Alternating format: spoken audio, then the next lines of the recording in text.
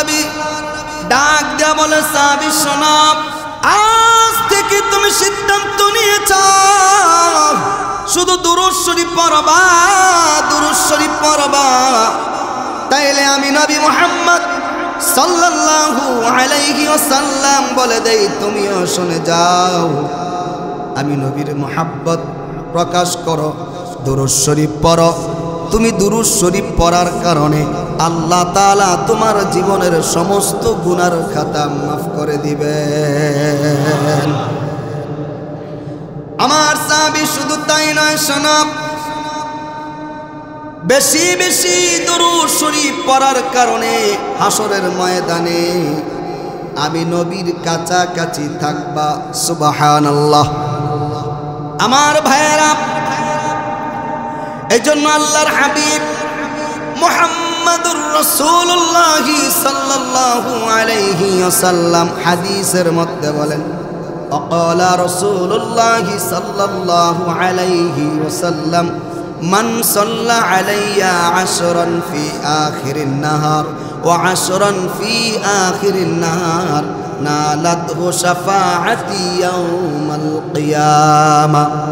আল্লাহর নবী বলেন, কেউ যদি সকাল সন্ধ্যা 10 বার করে দুরূদ শরীফ পড়ে, হাসরের ময়দানে আমি নবী সুপারিশ করে আমার দুরূদ পড়া উম্মতকে জান্নাতে পৌঁছাই দিব। আল্লাহু আকবার কোন। এজন্য আমি আলোচনার শুরুতে বলেছি, সমস্ত নফল ইবাদতের মধ্যে আমার মন কয় সবচাইতে বরকতময় ইবাদত হচ্ছে, সবচাইতে বরকতময় ইবাদতের নাম হচ্ছে রাসূলুল্লাহর উপর দুরূদ শরীফ পড়া। কতটুকু দুরূদ শরীফ পড়েন আমি জানি না, তবে দুরূদ শরীফ পড়ে কখনো কারো লস হয়েছে এতটুকু আজ পর্যন্ত শুনিনি। বরং দুরূদ শরীফ পড়ার কারণে আল্লাহ তাআলা তার জীবনের যাবতীয় সমস্ত গুনাহগুলো মাফ করেছেন, এবং দুরূদ শরীফ পড়ার কারণে তিনি দুরূদ শরীফ পড়ে আল্লাহর কাছে যা চেয়েছেন আল্লাহ তাই দিয়েছেন, এবং দুরূদ শরীফ পড়ে আল্লাহর কাছে যখন যা চান আল্লাহ তাই দিয়ে দেন। এমন প্রমাণ হাদিসেও অসংখ্য ঘটনা আছে। মুহতারাম হাজিরিন, অসংখ্য গণিত ঘটনাগুলোর মধ্যে একটি ঘটনা, আল্লাহর এক প্রিয় বান্দা যার নাম শায়েখ শিবলি রহমতুল্লাহ আলাইহি, তিনি আল্লাহর ঘর খানায়ে কাবা তাওয়াফ করার জন্য চলে গেছেন, মক্কায় হজ করতে চলে গেছেন। তার নাম কি বলেন? শায়েখ শিবলি রহমতুল্লাহ আলাইহি। তিনি হজ করতে গিয়েছে, তিনি দেখেন যে একজন যুবক আল্লাহর ঘর খানায়ে কাবা তাওয়াফ করার নির্দিষ্ট দোয়া আছে, কিন্তু শায়েখ শিবলি রহমতুল্লাহ আলাইহি দেখে যে যে যুবকটা আল্লাহর ঘর খানায়ে কাবা তাওয়াফ করতেছে তিনি বারবার ঘুরে আর দুরূদ শরীফ পড়ে, বারবার ঘুরে আর দুরূদ শরীফ পড়ে। শায়েখ শিবলি রহমতুল্লাহ আলাইহি যুবকের কাছে চলে গেলেন। যুবকের কাছে গিয়ে শায়েখ শিবলি রহমতুল্লাহ আলাইহি বলে, যুবক, আল্লাহর ঘর খানায়ে কাবা তাওয়াফ করার জন্য নির্দিষ্ট দোয়া আছে, নির্দিষ্ট দোয়া আছে। এ যুবক, আমি দেখতেছি, আমি শুনতে পাইতেছি তুমি শুধু বারবার দুরূদ শরীফ পড়ো, বারবার দুরূদ শরীফ পড়ো। যুবক ডেকে বলে, আল্লাহর ওলি, আমি যুবক, আল্লাহর ঘর খানায়ে কাবা তাওয়াফ করার যে নির্দিষ্ট দোয়া আছে আমি সবগুলো দোয়া জানি, কিন্তু কেন আমি দুরূদ শরীফ পড়ি জানেন? এই দুরূদের মাধ্যমে এত বরকত আমি পেয়েছি, অন্য কোনো দোয়ার মধ্যে এত বরকত পাই নাই। এক শিবলি রহমাতুল্লাহ আলাইহি বলে, যুবক, যুবক বলে দাও, আল্লাহু আকবার বলেন, এমন কি লাভ, এমন কি বরকত তোমার হয়েছে? যুবক বলে, তাইলে শোনেন, আমার বাবা আজ থেকে বহু বছর আগে আমি ছোট্ট ছিলাম, আমাকে নিয়ে আমার বাবা আল্লাহর ঘর খানে কাবা তাওয়াফ করতে আসবে, তার মানে হজ করতে আসবে আমার বাবা। শায়েখ ওগো আল্লাহর ওলি, আমাদের গ্রাম থেকে আস্তে আস্তে আস্তে আস্তে বাগদাদে আসার পরে আমার বাবা অসুস্থ হয়ে পড়লেন, আর তিনি হাঁটতে পারতেছেন না। আমার বাবা আর আল্লাহর ঘর খানে কাবা তাওয়াফ করতে যাইতে পারতেছেন না। আমার বাবা অসুস্থ হয়ে পড়ে গেলেন। রাতের একটি অংশে আমার বাবা দুনিয়ার মায়া ত্যাগ করে চলে গেলেন। অন্ধকার রাত, আমি আর আমার বাবা একা। আমার বাবা ইন্তেকালের পরে আমার পাশে আর কেউ নাই। আমি চিন্তিত হয়ে গেলাম, আমি ভয় পাইতে লাগলাম। কিন্তু কথা হলো, আমার বাবা ইন্তেকালের পরে আমার বাবার যে চেহারা ছিল, ওই চেহারাটার বর্ণনা বলবো, ওই চেহারাটা হয়ে গেল একটা ভয়ঙ্কর চেহারার আকৃতি। আমার বাবার চেহারা দেখে চেনা যাচ্ছিল না। আমার বাবার চেহারা একটা হায়াওয়ান, জানোয়ারের চেহারার মতো হয়ে গেল। আমি ভয় পেয়ে গেলাম, আমি কি করব, কোথায় যাব? আমি চিন্তিত, আমার বাবার চেহারা কেন এমন হলো? ওগো আল্লাহর ওলি, আমার বাবার থেকে একটু দূরে গিয়ে আমি বসে আছি। রাতের একটি অংশে আমি ঘুমিয়ে পড়লাম। আমার মনে হলো আপনি যেন স্বপ্নে দেখতে পাইলাম কে যেন আমার বাবার কাছে এসে উপস্থিত হয়ে গেল। যে লোকটা আমার বাবার কাছে এসে উপস্থিত হয়ে গেল, ওই লোকটা এত সুন্দর নুরানি চেহারার মানুষ আমি আর পৃথিবীতে একজনকেও পাই নাই। ওগো শায়েখ আল্লাহর ওলি,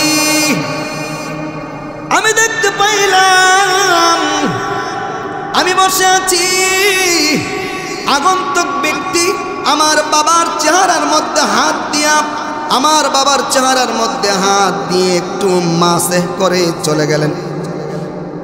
আগত ব্যক্তির হাতের ছোঁয়া পাওয়ার সাথে সাথে আমার বাবার চেহারা নুরানি চেহারা হয়ে গেল। আমি খুশি হয়ে গেলাম, আনন্দিত হয়ে গেলাম। কি ব্যাপার?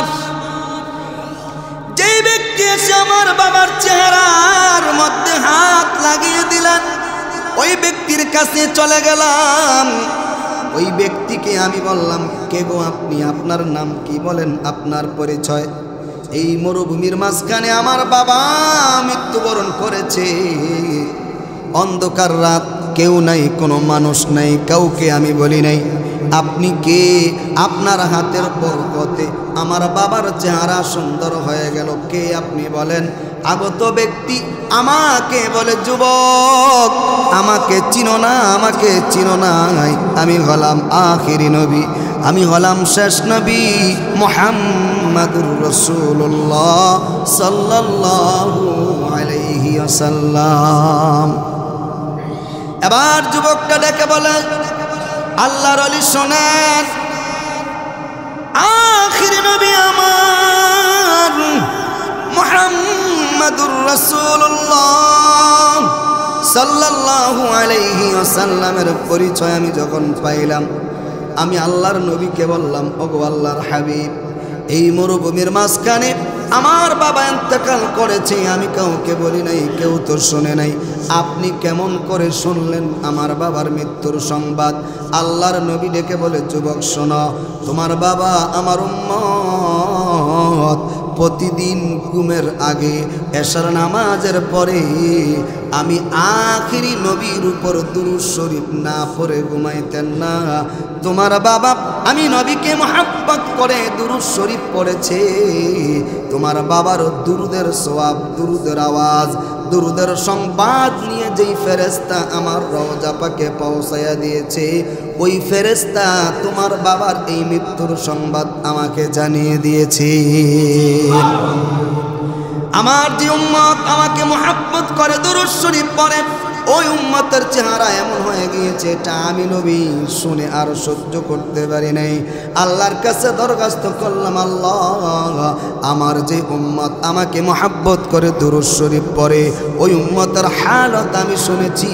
আল্লাহ তাআলা আমাকে আদেশ করেছে, তোমার বাবার কাছে এসেছি, তোমার বাবার চেহারায় আমার বরকতি হাত লাগিয়েছি। শুধু তোমার বাবার চেহারা সুন্দর হয়েছে তাই নয়, তোমার বাবা জান্নাতি মানুষ হয়ে গিয়েছে। আল্লাহু আকবার কোন।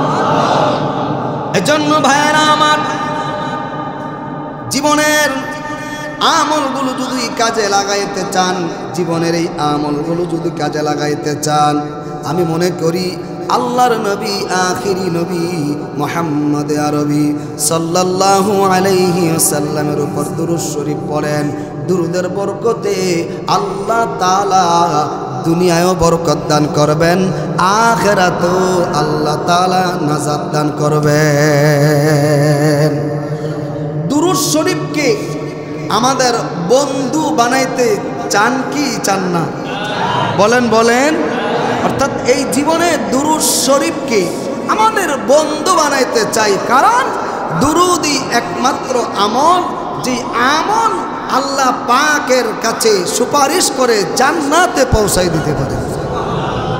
মুহতারাম হাজিরিন, আরো একটি ঘটনা কিতাবের মধ্যে আসছে যে দুরূদের পাওয়ার এত।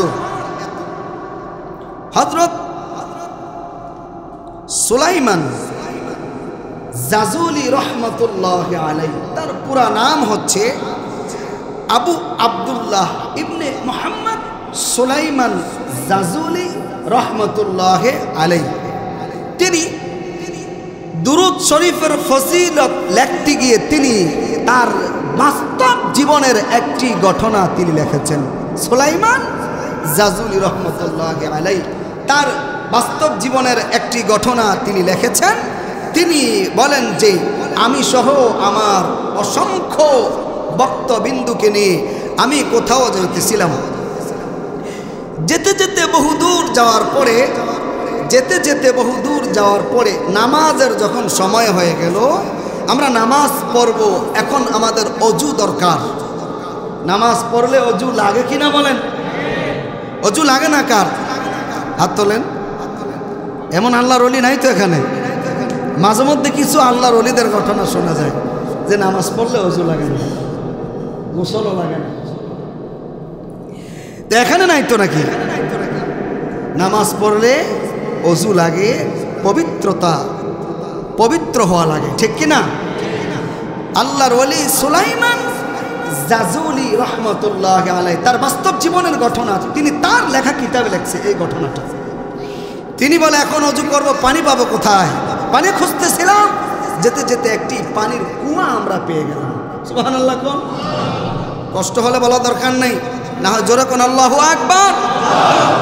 পানি খুঁজতেছি, পানি পাইতেছি না, একটা পানির কুয়া পেয়েছি, কিন্তু কুয়া যে পেয়েছি পানি আছে, কিন্তু পানি খুব গভীরে, এত নিচে, এটা উঠানের মতো আমাদের কাছে কোনো যন্ত্র নেই।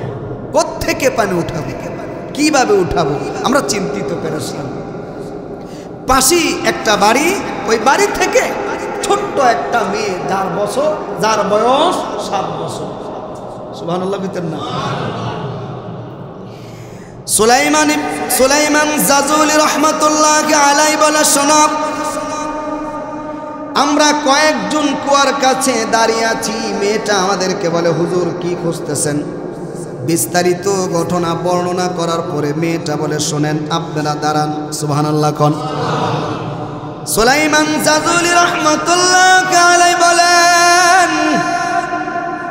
আমি দেখলাম মেয়েটা এই কুয়ার চারপাশে 3 বার চক্কর দিলেন, 3 বার চক্কর দিলেন, আর কি যেন পড়লেন।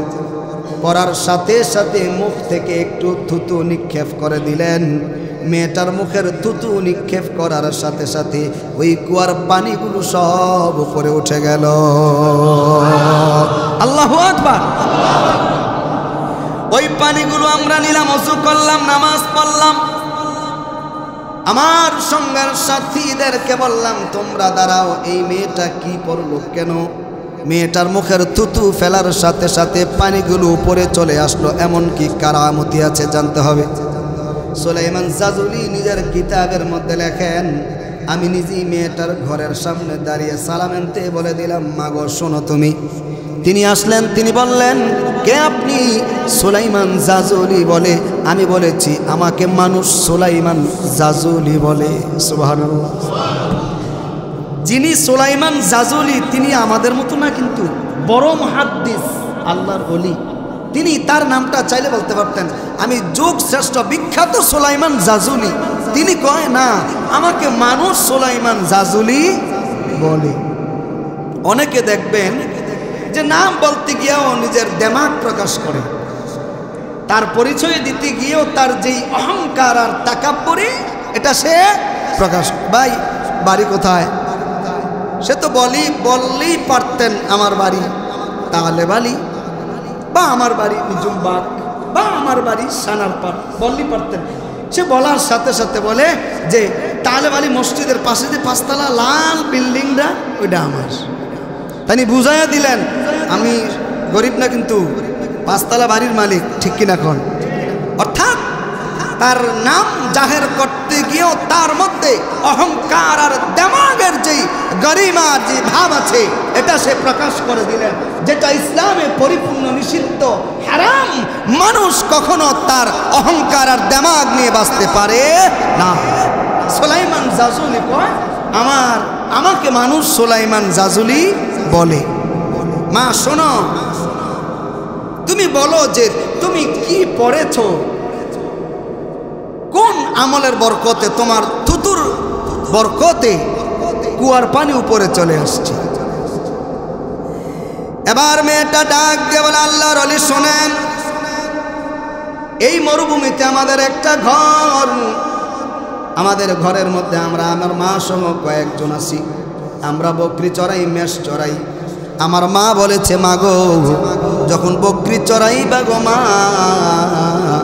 এই মুখটা বন্ধ রাখবা না গো মা, এই মুখটা দিয়ে আখিরি নবীর উপর দুরূদ শরীফ পড়বা। সুবহানাল্লাহ।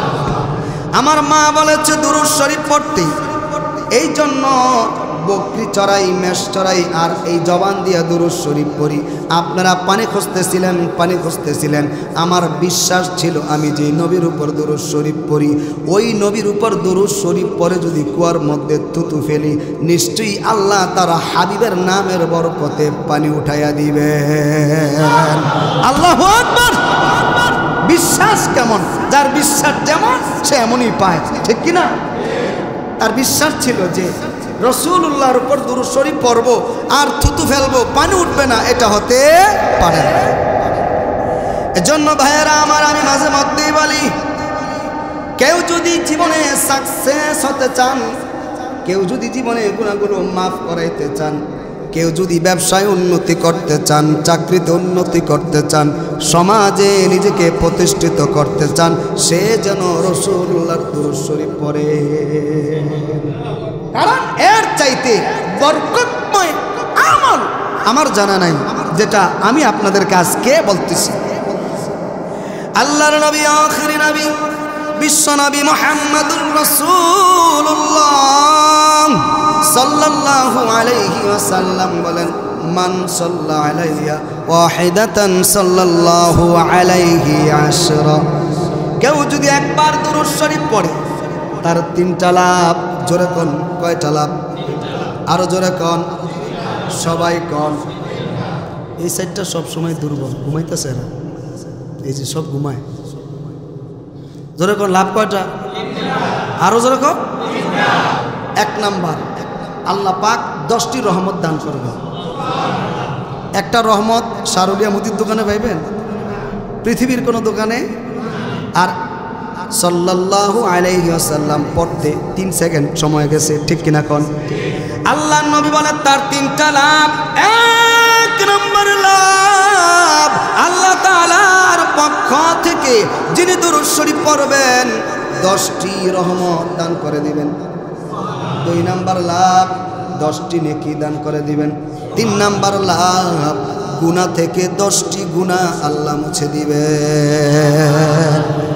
এজন্য ভাইয়েরা আমার, যখন দোয়া করবেন দুরূদ শরীফ পড়ে দোয়া করবেন, যখন দোয়া শেষ করবেন দুরূদ শরীফ পড়ে শেষ করবেন। রাসূলুল্লাহ সাল্লাল্লাহু আলাইহি ওয়াসাল্লাম বলে, যার দোয়ার শুরুতে দুরূদ আছে, যার দোয়ার শেষে দুরূদ আছে, ওই দোয়া আল্লাহর কাছে পৌঁছে যায়। আর যার দোয়ার শুরুতেও দুরূদ নাই, শেষেও দুরূদ নাই, আল্লাহ রাসূল বলে এই দোয়া আসমানে ওঠে না। এই জন্য আমাদের দোয়া কবুল হয় না। ভাইয়ারা আমার, আমাদের বাবা আদম আলাইহিস সালাম নাম শুনেছেন? আদম আলাইহিস সালামের নাম শুনেছেন? তিনি তার সন্তানকে বলে, শোনো সন্তান, আমি আদম তোমাদেরকে বলি আমার এক সন্তান যার নাম হবে মুহাম্মদ। এ সন্তান আখেরি নবী হবে মুহাম্মদ, কিন্তু তোমরা যখন আল্লাহর কাছে দোয়া করবা ওই মুহাম্মদ সাল্লাল্লাহু আলাইহি ওয়াসাল্লামের নাম নিয়ে দোয়া করবা। কই আদম, কই মুহাম্মদ? সন্তানেরা বলে বাবা কই আদম, কই মুহাম্মদ? আদম বলে সন্তানের দল, আমি আদম বহু বছর কান্না করেছি, আমার কান্না আল্লাহ তাআলা কবুল করেন নাই, কবুল করেন নাই। যখন আদম নবী বলে আমি মুহাম্মদ সাল্লাল্লাহু আলাইহি ওয়াসাল্লামের নাম নিয়ে দোয়া করলাম, আল্লাহ তাআলা আমার দোয়া কবুল করে ফেললেন। আল্লাহু আকবার। খান আমার ভাইয়েরা, শুধু কি তাই বলে না, কেউ যদি তার জীবনে দুরূদ শরীফকে বন্ধু বানাইতে পারে, বন্ধু বানাইতে পারে, আল্লাহর কসম তার জীবনে কোনো সমস্যাই হবে না। তার জীবনে কোনো সমস্যা, কেউ যদি বন্ধু বানাইতে পারে দুরূদ শরীফকে, বলেন মানুষ যখন হাতে কাজ করে মুক্ত তার খোলা আছে, সে চাইলে বলতে পারে সাল্লাল্লাহু আলাইহি ওয়াসাল্লাম। পুরা দুরূদ পড়তে যদি সময় লাগে, পুরা দুরূদ পড়তে যদি সময় লাগে, দুরূদের বাস্তব কিছু দুরূদের বরকত আমার জীবনে আমি পেয়েছি, যেটা সময় নাই আর বললেও আপনারা বলবেন হুজুর জাহের করতেছেন না। বাস্তব আমি পেয়েছি আমার জীবনে অসংখ্য এই দুরূদের বরকত আমি পেয়েছি। এক কথাই আজ আমি এই পর্যন্ত আসার পেছনে আমি মনে করি আমার দুরূদের আমল আমাকে এই পর্যন্ত নিয়ে আসছে, এটাই আমি মনে করি। আমার কন্যা হুমায়রা সিদ্দিকা, ছোট্ট দেখেছেন অনেকে, ও যখন জন্ম নিবে আমি সুখুশি মক্কা মদিনা মসজিদের ইমাম খতিব 2016 না 17 মনে নেই, জিলহজ মাস ছিল, সকালবেলা ডাক্তারের কাছে পাঠাইছি ইউএস বাংলা গাউসিয়া, ওখানকার ডাক্তার বলে এখন ভর্তি করাতে হবে, এখনই সিজার লাগবে। আমার ওয়াইফ বলে যে এখন লাগবে, ডাক্তার বলছে এখন না, বাচ্চা বাঁচানো যাবে না। আল্লাহর কসম মিম্বারে বসে বলছি, আমি আমার ওয়াইফকে বলেছি আমি তো এই আমলের উপর সব সময় আছি, আমার দিল কয় সিজার লাগবে না, চলে আসো ইনশাল্লাহ। আল্লাহর কসম আমি সাথে সাথে দুরূদ শরীফ পড়ি, আর বয়ানে মাঝে মাঝে দুরূদ বলতেছি, জুমার দিন বয়ান সারি নামাজের পরই ফোন আসছে, আল্লাহ সহি সালামতে ডেলিভারি হয়েছে, সিজার লাগে নাই। 3 বাচ্চা, একটারও সিজার লাগে নাই। আমি তখন বুঝতে পেরেছি এটা শুধু দুরূদের পাওয়ার, কারণ রাসূলুল্লাহ বলে দুরূদের পাওয়ার তো এমন, কারো হাতে যদি স্বর্ণ থাকে আল্লাহ তার দুরূদের বরকতে স্বর্ণ হাতকে হীরা মুক্তা দিয়া ভরে দেন। হযরত আলী রাদিয়াল্লাহু তাআলা আনহু, একটু বলি আর 4 মিনিট 5 মিনিট বলি।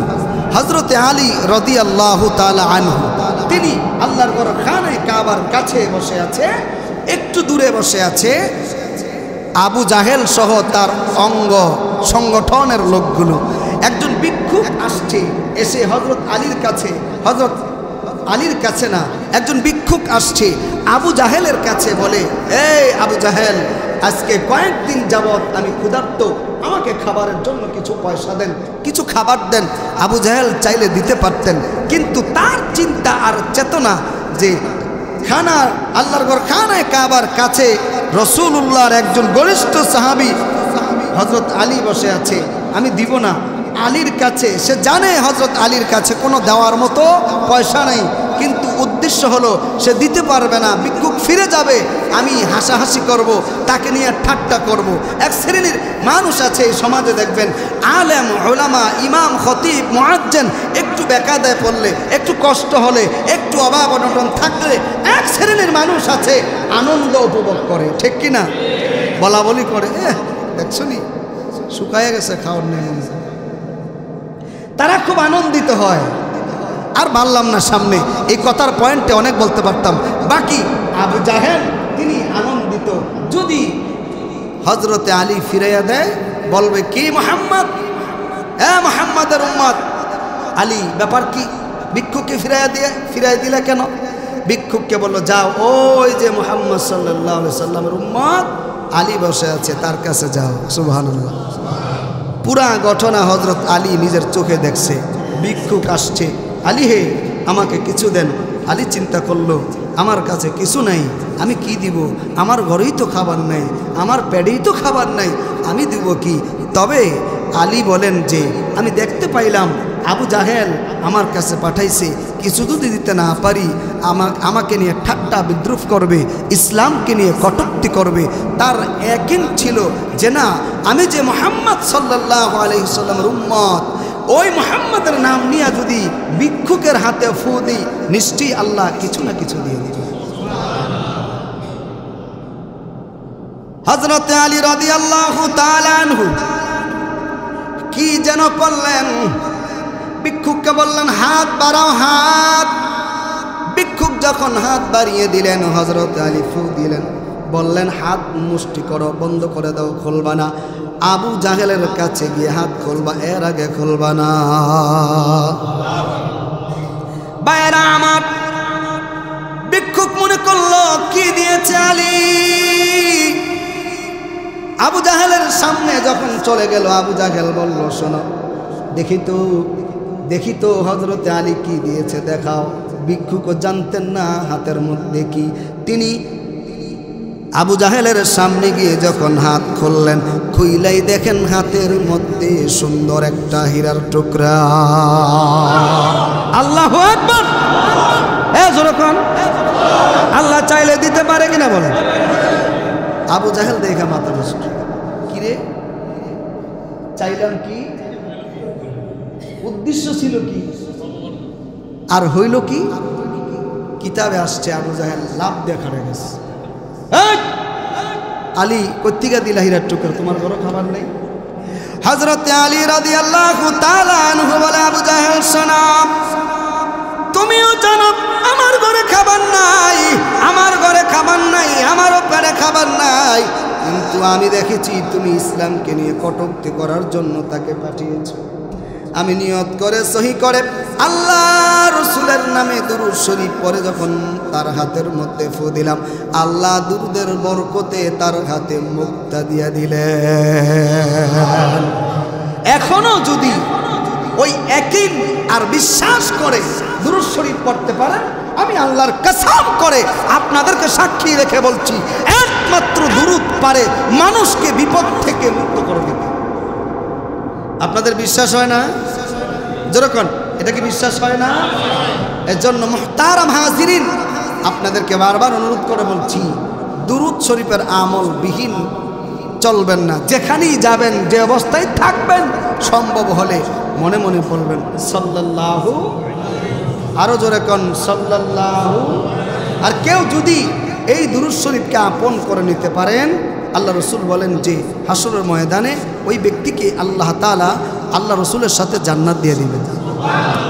ঘটনা শেষ করছি। আগন্তুক ব্যক্তি রসুলুল্লাহর কাছে গিয়ে বলে, ওগো আল্লাহর হাবিব, আমার মাথা যন্ত্রণা, আমার পেট ব্যথা, কিন্তু আমার মাথা আর পেট ব্যথা যখন শুরু হয়, আমি ঘরে থাকলে পেট ব্যথা ভালো হয় না, মাথাও ভালো হয় না, আমি আপনার চেহারাটা দেখার সাথে সাথে আমার পেট ব্যথা ভালো হয়ে যায়। ইয়া রাসূলুল্লাহ, ইয়া হাবিবাল্লাহ, এই দুনিয়ায় আপনাকে না দেখলে আমি সুস্থ থাকতে পারি না, আপনাকে না দেখলে আমি অসুস্থ হয়ে পড়ি। আখিরাতের দিনে আমি আপনাকে ছাড়া কেমনে চলবো? ওগো আল্লাহ রসুল বলে দেন, হাসরের ময়দানে আপনার সাথে জান্নাতে যাওয়ার কি আমল আছে? আল্লাহ রসুল বিশ্ব নবী মুহাম্মাদুর রাসূলুল্লাহ সাল্লাল্লাহু আলাইহি ওয়াসাল্লাম বলেন, সাহাবী শোনো, আমি নবীর সাথে যদি জান্নাতে যেতে চাও, আমি নবীর সাথে যদি জান্নাতে যেতে চাও, বেশি বেশি করে দুরূদ শরীফ পড়ো।